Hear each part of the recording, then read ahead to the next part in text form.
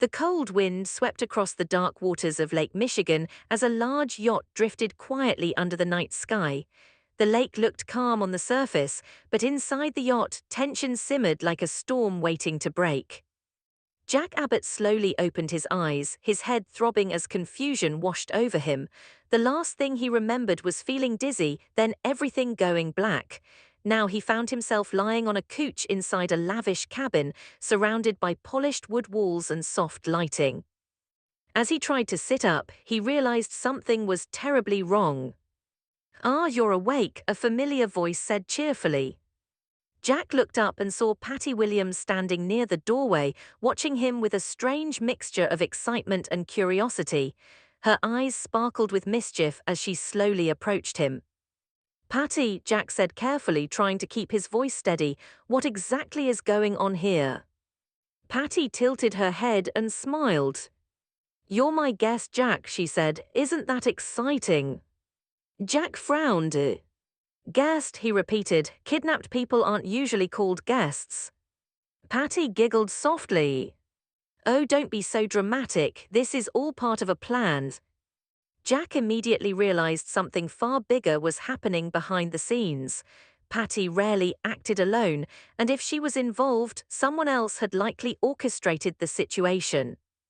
And there was only one man who came to mind: Victor Newman. Meanwhile, across town in Genoa City, Billy Abbott paced back and forth in the Abbott living room. His expression was tense as Diane Jenkins Abbott and Kyle Abbott watched him anxiously. Billy held a photo in his hand, the same photo Victor Newman had mysteriously provided.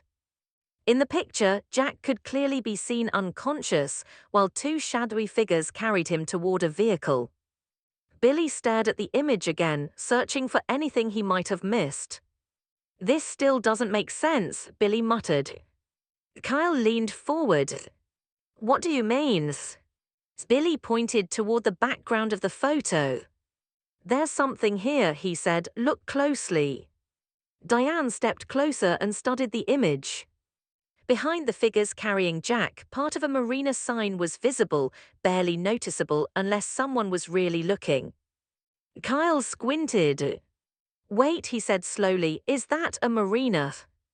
Billy nodded. "That's what I think." Diane's heart started racing. "If that's true," she said, "then Jack might be somewhere on the water." Kyle's eyes widened with hope. "That could mean he's still nearby." Billy frowned thoughtfully. "Or it could mean we're walking straight into a trap." Everyone fell silent for a moment. Victor Newman was many things, but sloppy wasn't one of them. If he had allowed this photo to be seen, there was probably a reason. Still, Diane refused to give up hope. "We can't ignore this," she insisted. "It's the first real lead we've had." Kyle nodded firmly. "Mom's right, even if it's not the exact location, it could point us in the right direction." Billy looked at both of them before letting out a sigh. "Fine," he said, "but we move carefully." At the Newman Ranch, Victor Newman stood near the fireplace, holding a glass of bourbon while staring thoughtfully into the flames. Across the room, Nikki Newman watched him carefully. She had been married to Victor long enough to recognize when something was off. And tonight, something definitely was. "You're quiet," Nikki said. Victor turned toward her, offering a calm smile. "Just thinking about business." Nikki folded her arms. "That's not the whole story." Victor raised an eyebrow. "And why would you say that?" Nikki stepped closer. "Because you get that look when you're hiding something." Victor chuckled softly. "My dear, you're imagining things." But Nikki wasn't convinced. She had heard whispers around Genoa City that Jack Abbott had suddenly disappeared. And if Jack was missing, Victor Newman was usually somehow involved. Still, Victor said nothing. He simply took another sip of his drink, silently deciding that Nikki didn't need to know the truth, at least not yet. Back on the yacht, Jack carefully studied Patty as she poured herself a drink. You know this won't end well, Jack said calmly. Patty shrugged. Oh, I think it will. Jack leaned forward. Victor is behind this, isn't he? Patty smiled but didn't answer directly. Instead, she walked over and sat beside him. You should relax, she said. Jack gave her a skeptical look. You kidnapped me. Well, technically, Patty said playfully. Jack sighed. What do you want from me? Patty's eyes sparkled again. Well, there is one little thing. Jack already had a bad feeling about this. And what's that?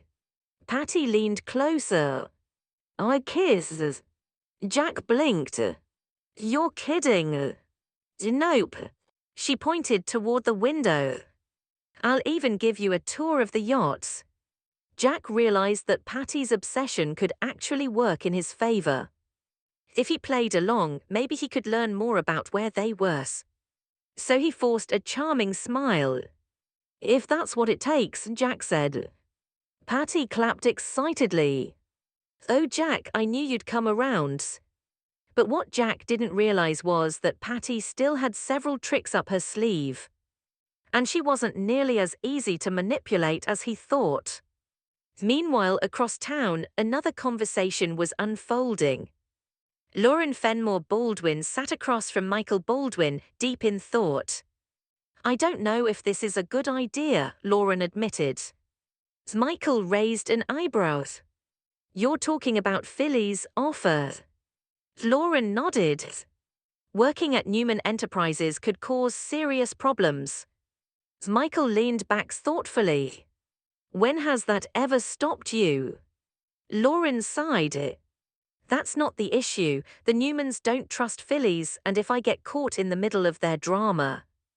Michael smiled knowingly. You might end up right in the middle of a war.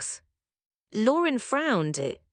And that's exactly what I'm worried about. What neither of them realized yet was that a much bigger storm was brewing, one involving Jack Abbott, Victor Newman, and a dangerous negotiation that could change everything. And soon, the truth about Jack's disappearance would explode across Genoa City. The yacht continued drifting across the dark waters of Lake Michigan, its engines humming softly as waves gently struck the hull.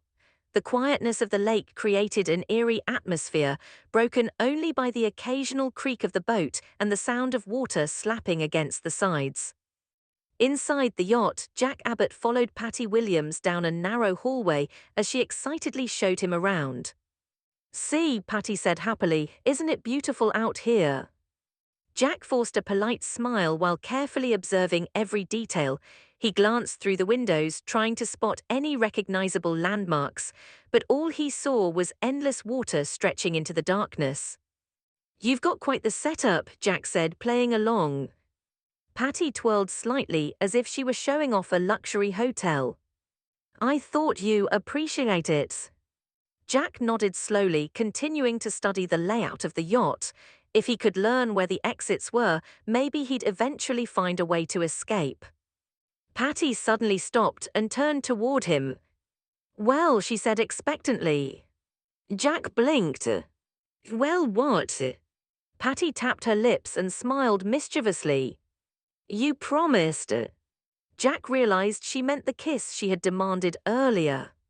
For a moment he hesitated, but then he leaned forward and lightly kissed her cheek. Patty's eyes lit up with excitement. Oh, Jack, that was sweet. Jack stepped back quickly, trying not to reveal how uncomfortable he felt. There, he said, a deal's a deal. Patty giggled and grabbed his arms. Come on, I'll show you the upper deck. Jack allowed her to lead him upstairs, secretly hoping that the open deck might give him a chance to spot something useful. When they stepped outside, a blast of cold air hit them. The lake stretched endlessly around them, the dark water reflecting faint moonlight. Jack quietly scanned the horizons. Then he noticed something far off in the distance. A faint line of lights. Possibly a shoreline. His heart raced, but he kept his expression calm. Meanwhile, back in Genoa City, Billy Abbott sat at the Abbott Mansion dining table with Diane Jenkins Abbott and Kyle Abbott, still studying the photograph. Billy zoomed in on the background again. "There," he said, pointing. Kyle leaned closer. "I see it." The partially visible marina sign had a distinctive blue and white logo. Diane gasped softly. "I've seen that before." Billy looked at her.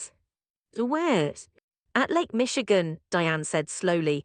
"There's a marina with a similar sign just outside the city."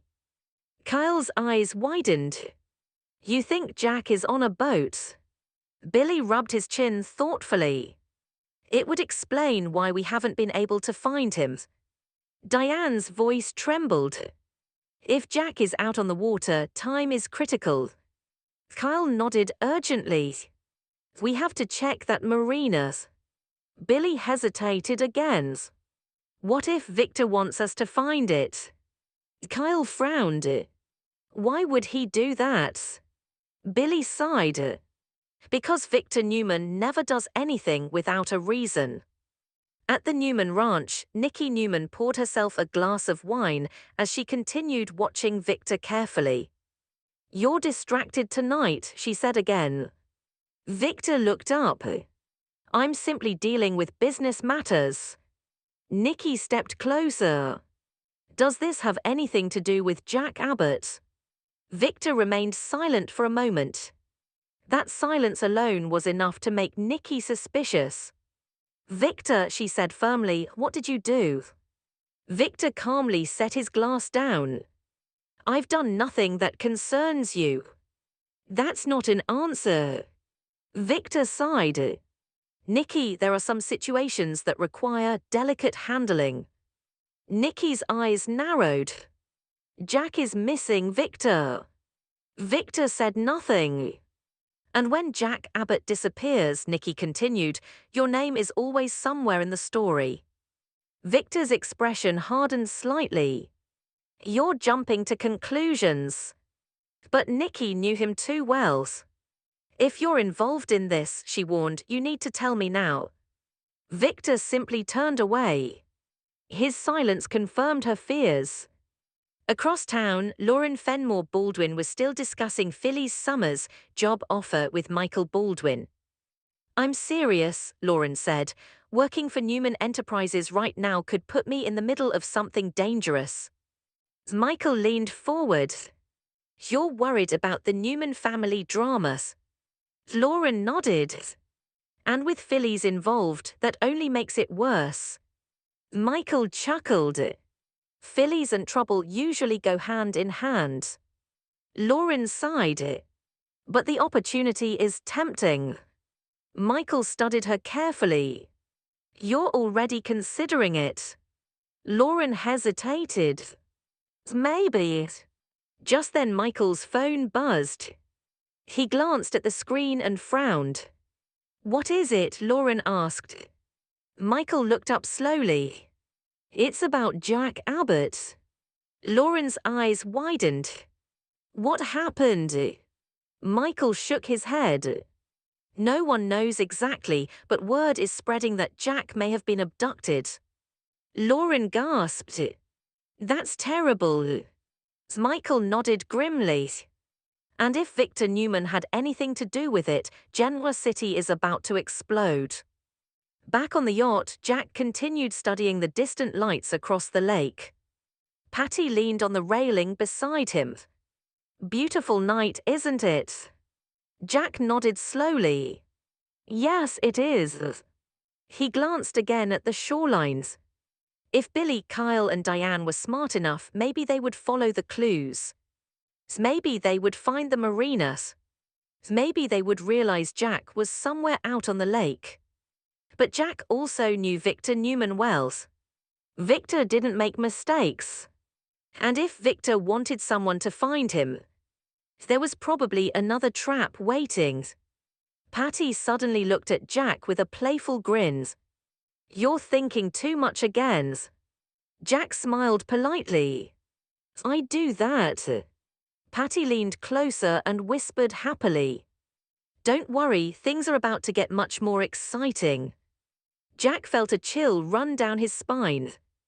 Because when Patty Williams said something exciting was about to happen, it usually meant troubles. And somewhere in Genoa City, Victor Newman was already preparing for the next move in a dangerous game that was only just beginning. The search for Jack Abbott had begun. But the truth behind his disappearance was far more complicated than anyone realized. And when the full story finally came to light, it would shake Genoa City to its core. If you enjoy Y&R spoilers, updates, and daily drama, make sure to like, comment, and subscribe for more videos.